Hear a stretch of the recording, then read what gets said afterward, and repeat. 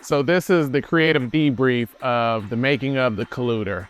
So actually back when I was in my college courses at the community college ARC, I actually had a business professor of mine go to jail for racketeering about 5 weeks before the finals. And it really tripped me out because he was an extremely good teacher and he could break down the subjects of business into very practical ways of intaking that information. And he was like by far one of the best professors that I ever had. And then the substitute teacher was just kind of beating around the bush, and finally he told us to Google this person, and yeah, he was sentenced to about like 5 years for some kind of $1 million, $2 million racketeering charge. So yeah, it just kind of got me thinking about misused gifts, about how you could be very good at something, but at the same time misuse it. So the actual concept of collusion came when I was driving to be on set as my work as a PA. So I don't shy away from work. I'm a DP, a director. I run my indie filmmaking career, business, whatever you want to call it. But at the same time, I'm gonna do whatever it takes so I can pursue this passion of mine. So yeah, I was on my way to set and I was studying for my business degree. So I was taking multiple classes, and this was an econ class, and they were talking about collusion and how that's illegal. And it just kind of got me thinking of, the ways that it could be good and the ways it could be bad. So in my writing process, I really wanted to explore the misused gifts of somebody that could be using it for good, but in ways it could get you in trouble. And the second premise that I wanted to explore was not knowing when to quit and throw in the towel, and that kind of gray area between good and bad, and how the character makes his decision that's either gonna make or break them. We're gonna have a hairlight on him too. Yeah. Stanley's building here though. I'm gonna let him know 12 was supposed to be the first shot. I'm gonna push it back, maybe like 12, 15. So of course, as an independent filmmaker, there's gonna be limitations that we all have, whether it's budget, gear, location, casting, all of the above. When you're an independent filmmaker, you're pretty much bootstrapping this project and this passion that you have. So one of the things as an independent filmmaker is we're always going to produce with some kind of film limitation, whether that's location, scouting, cast, crew, equipment. All of that kind of takes a toll on what we could produce as an independent filmmaker. Lucky for me, I've purchased majority of the equipment that I need to produce a film, from lighting gear, camera, audio, sound, all that good stuff. So that necessarily wasn't a limitation for me, even though I still had to rent a few things. But casting was kind of a limitation. I use specific filmmaking Facebook groups between Sacramento and San Francisco, and I do get a slew of auditions. I did have time constraints, and that was self-imposed because I wanted to shoot the film in a certain amount of time. And I was getting some really good auditions, but I have to take into account of how everybody plays on screen. So if I have a 20-year-old actor and a 40-year-old actor, visually it's probably not going to work, even though their performances may have. So time was a definite constraint on casting. Location, I got pretty lucky with a few spots that cut a deal with me. But, there's always a limitation if you wanted to put the Colluder in a different environment. In Sacramento, my personal experience, it's a little hard to get location. So yeah, those were just like a few of the limitations as an independent filmmaker, but I believe we overcame and still produced a really good quality film. That's your fourth McAllen of the night, huh? You got a raise, or she's stressing you out? What's the deal?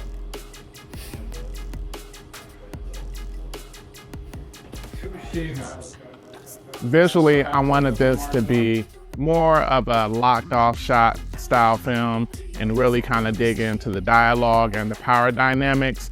So lighting was everything, composition, how we composed the 2 shots, the 3 shots, and just overall lighting and for the atmosphere. So for the bar scene, of course, we went with more shadows, playing into a lot of practical lights.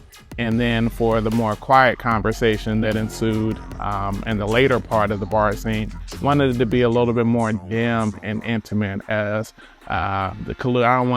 I don't want to spoil the film for you, but as the Colluder is getting pressed by this man, I wanted it to seem a little more dark and intimate and, you know, contained. So, of course, we brought in a lot more shadows and, yeah, just keyed the main scene from a little practical light that's sitting on the table. So yeah, for the bar scene, the visuals was, you know, intimate. And for the corporate scene, it was supposed to be, we didn't want it to feel too high key, right? We still wanted it to be like a conversation happening in the dark, which is kind of like the overall theme. You know, collusion isn't just put out there, you know, it's not in your face. So the whole visual language was supposed to be more intimate and, you know, viewing it as, you know, an outsider looking at, like we're not supposed to be there, right? And I feel like a real high key visual language would kind of take away from that. So that was the visual language that we were going for in the Colluder.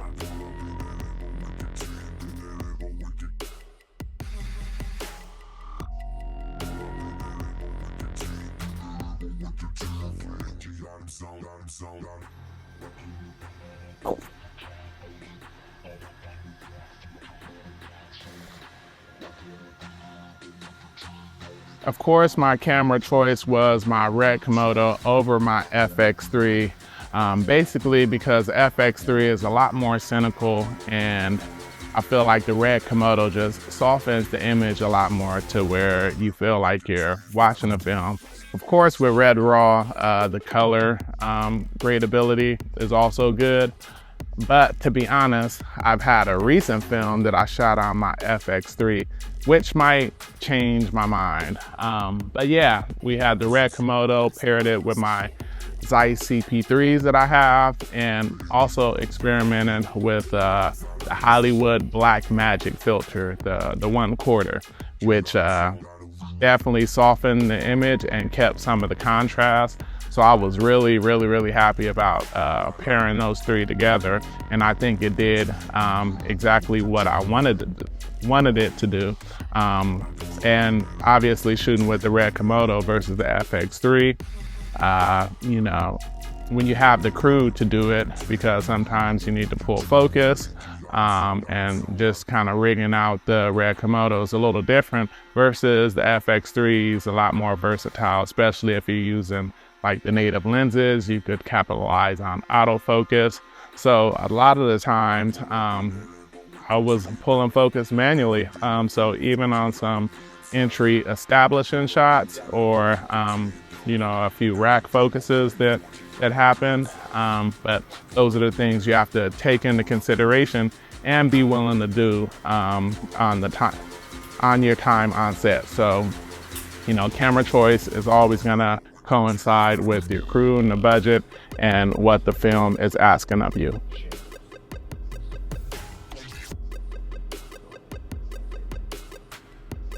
Give me a few dates. It's not enough time. In a perfect world, I have cast and crew members, specifically crew members, handling each part of the production, down from director, DP, producer, AD, AC, second AC, you know, gaff grip, all of those roles filled in.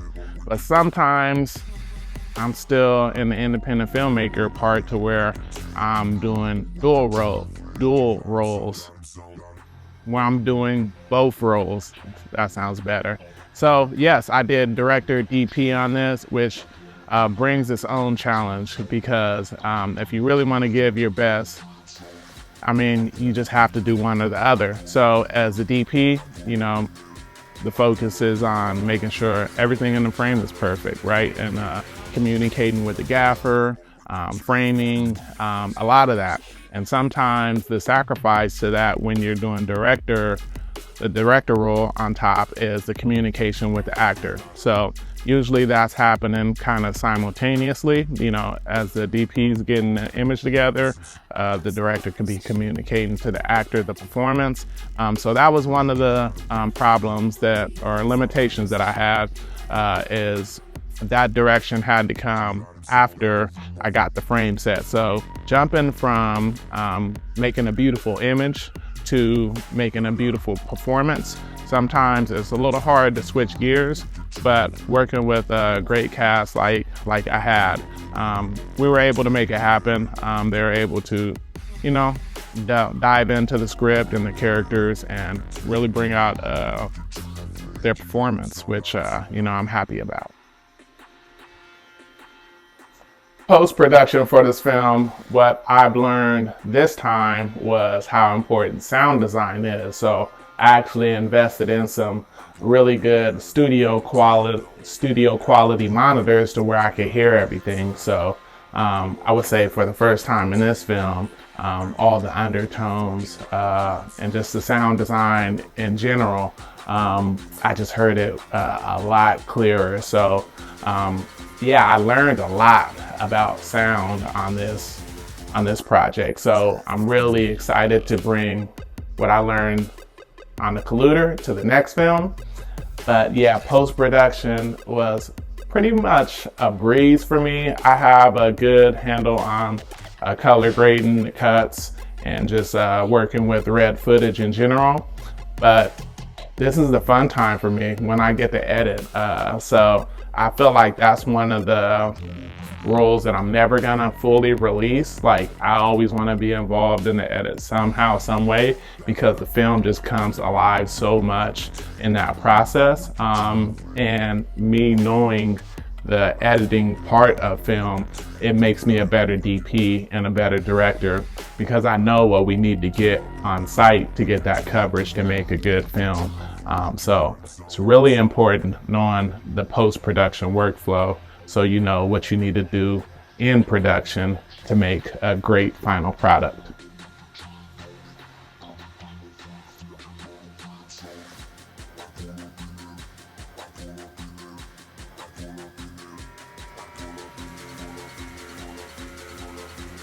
So all in all, the Colluder was a really great project to work on.